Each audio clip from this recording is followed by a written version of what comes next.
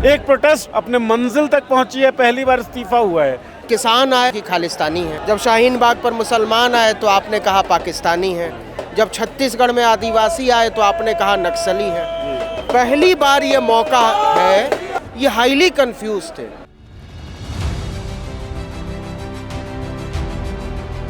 यहाँ से TV media का फ्यूचर कैसा है? टीवी मीडिया के बारे में 10 साल पहले मैंने कहा था कि इट्स एंड ऑफ टेलीविजन। आज तक ने अंजना कश्यप को नहीं भेजा, एबीपी ने चित्रा त्रिपाठी को नहीं भेजा, टाइम्स नाउ ने रुबिका लियाकत को नहीं भेजा, टीवी 18 ने अमीश देवगन, अमन चोपड़ा को नहीं भेजा।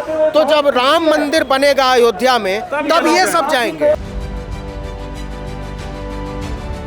और जब पब्लिक प्रोटेस्ट को कवर करना होगा, जहां आपकी भूमिका संदिग्ध है, वहां आप इन बच्चों को भेज देते हैं। बच्चों को भेजते हैं। तो ये तो शातिराना तरीके से ऐसे टेलीविजन संपादकों का भी फोटो लगना चाहिए।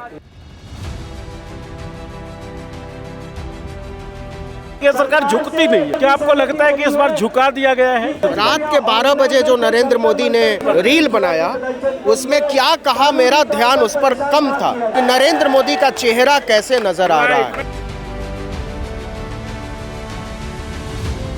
एक दफा जब आवाज उठ जाती है, डंडा मारा आपने, आंसू गैस के गोले छोड़े आपने, आईसीयू में पहुंचाया आपने, बेटियों के कपड़े फाड़े आपने, नंगा किया आपने, और इसके बाद सब अस्पताल से उठ के, थानों से उठकर, हिरासत से उठ के फिर से जमा हो गए। तो अगर भाजपा नए सिरे से राजनीति करना चाहती है तो अपना नाम बदलना पड़ेगा, नहीं तो अपना संस्कार बदलना पड़ेगा, अपना संविधान बदलना। इस फॉर्मेट में भाजपा की राजनीति अब ज्यादा लंबे समय तक नहीं चल सकती।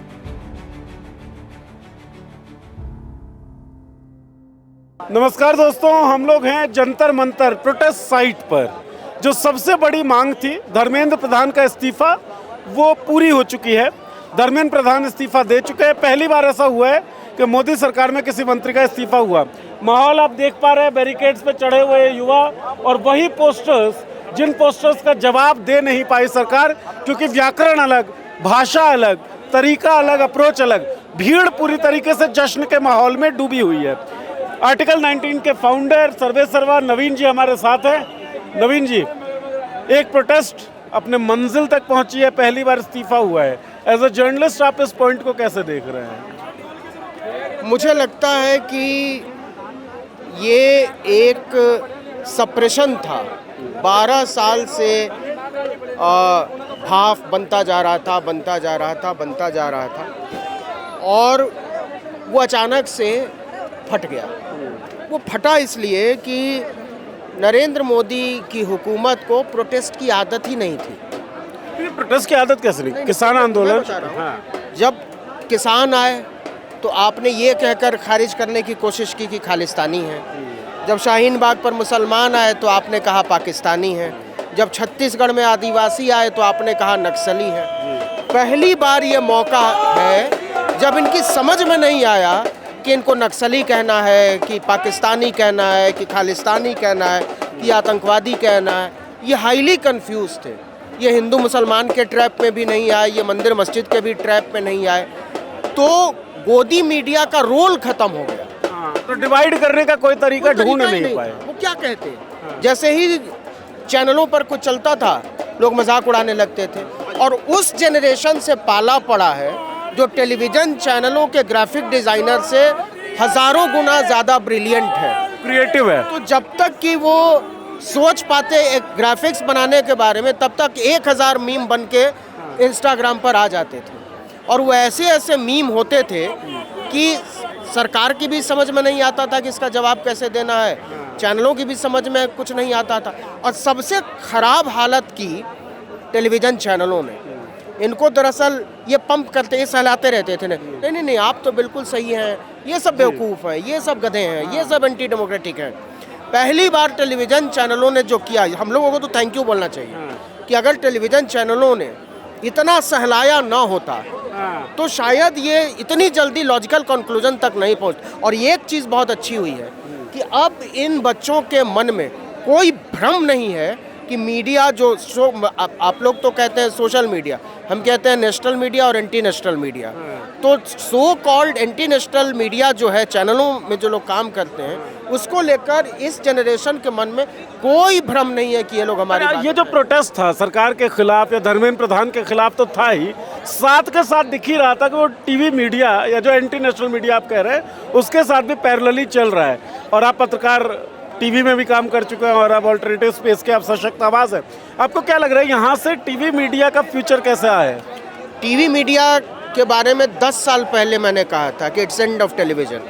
एंड ऑफ टेलीविजन 10-12 साल पहले मैंने कहीं लिखा था, तब लोगों ने मेरा मजाक उड़ाया था कि कैसी बात कर रहे हो। हमने बोला ये टेलीविज़न इस फॉर्म में सरवाइव नहीं कर सकता।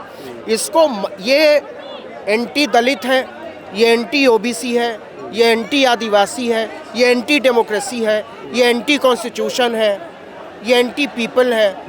ऐसा जो अभी तक टेलीविज़न का मीडिया चला है वो इस देश की बहुसंख्य आवाज़ों के खिलाफ इतना बड़ा बना कैसे, इस पर पीएचडी होनी चाहिए। आप हर बेसिक आवाज़ के खिलाफ है और बावजूद आप इतने बड़े हो गए।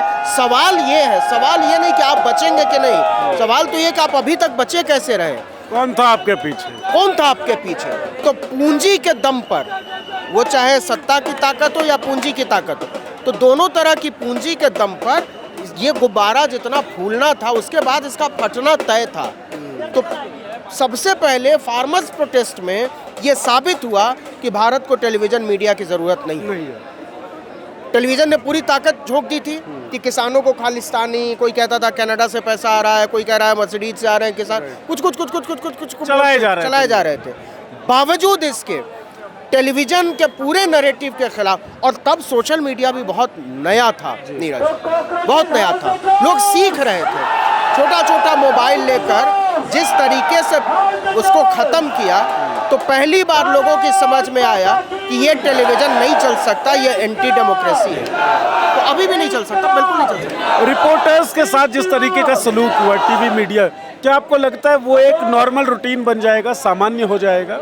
देखिए, रिपोर्टर्स के साथ जो सलूक हुआ, मैं ये नहीं कहूँगा कि ये सलूक इन लोगों ने किया है। ये सलूक वो जिन टेलीविज़न चैनलों के लिए काम करते हैं उनके संपादकों ने किया है। उन्होंने बहुत शातिराना तरीके से अपने ऐसे लोगों को भेजा जिनको माइक के आधार पर टारगेट किया जा सकता था। आज तक ने अंजना कश्यप को नहीं भेजा, एबीपी ने चित्रा त्रिपाठी को नहीं भेजा, टाइम्स नाउ ने रूबिका लियाकत को नहीं भेजा, टीवी 18 ने अमीश देवगन, अमन चोपड़ा को नहीं भेजा। तो जब राम मंदिर बनेगा अयोध्या में तब ये सब जाएंगे। हाँ, और जब पब्लिक प्रोटेस्ट को कवर करना होगा, जहां आपकी भूमिका संदिग्ध है, वहां आप इन बच्चों को भेजते हैं। तो ये तो शातिराना तरीके से ऐसे टेलीविज़न संपादकों का भी फोटो लगना चाहिए जिन्होंने अपने लोगों को ऐसे प्रोटेस्ट में भेज दिया जानबूझकर। अच्छा नवीन जी, एक आखिरी बात मैं पूछ रहा हूँ, पॉलिटिकल इम्पैक्ट होता है हर चीज़ का।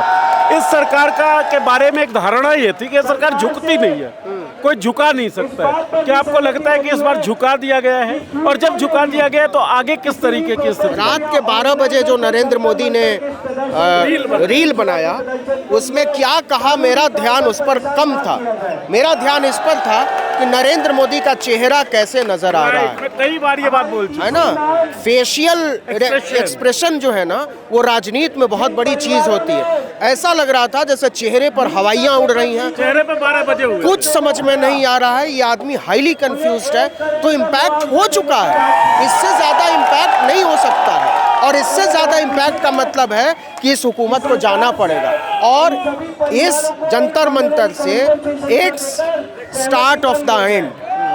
रोहित शर्मा को पहले सेंचुरी बनाने में बहुत समय लगा, उसके बाद बनती चली गई। होता क्या है कि एक दफ़ा जब आवाज़ उठ जाती है, और वो आवाज़ कैसे उठी है, डंडा मारा आपने, आंसू गैस के गोले छोड़े आपने, आईसीयू में पहुंचाया आपने, बेटियों के कपड़े फाड़े आपने, नंगा किया आपने, बदसलूकी की आपने, और इसके बाद सब अस्पताल से उठ के, थानों से उठकर, हिरासत से उठ के फिर से जमा हो गए। डरे नहीं। तो एक बार जो गुंडे मवालियों का जो डर होता है ना, वो एक बार टूट जाता है ना, तो उसका साम्राज्य खत्म हो जाता है। तो ये वही दहशत के दम पर कायम सत्ता थी, वो दहशत एक बार मन से निकल गई है, अब ये दहशत वापस नहीं आ सकती। तो क्या इथेनॉल पेट्रोल में जो मिल लाने वाले मंत्री हैं, वो चाहे अर्थ का अनर्थ करने वाले मंत्री अगर कह रहे हैं कि नितिन गडकरी को अपने आप ही इस्तीफा दे देना चाहिए, क्योंकि फिर से सब आ गए, क्योंकि भाई नीट से तो ज्यादा प्रभावित लोग हैं इथेनॉल के, तो वो सब अगर शहर दर शहर बैठ गए तो पेट्रोल पंपों को मतलब इस जंतर मंतर में बदलते देर नहीं लगेगी। अब जरा कल्पना करके देखिए कि हर पेट्रोल पंप जंतर मंतर बन गया, मुश्किल हो जाएगी सरकार की। और लोगों के पास एक एग्जाम्पल आ चुका है, बैठोगे तो होगा, झुकाओगे तो झुकेंगे। जो सबसे बड़ी बात है कि ये नरेंद्र मोदी की बात नहीं है,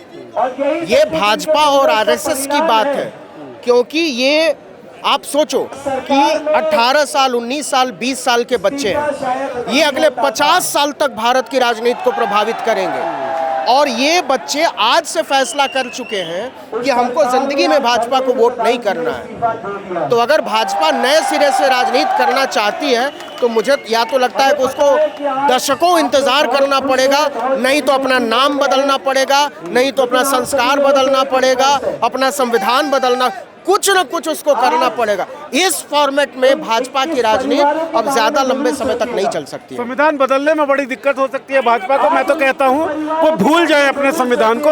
बाबा साहेब ने एक संविधान लिखा है, वो संविधान हम सबका है, हम सब के लिए पूजनीय है। उस संविधान को अपना लें, उसको पढ़ लें, समझ लें और उसको अंतर्निहित कर ले अपने जीवन में, तभी शायद वो बच सकते हैं। वरना युवाओं की ये जो फौज है, ना ये डरती है तोप से, ना ये डरती है लाठी से, ना ये डरती है गोलों से।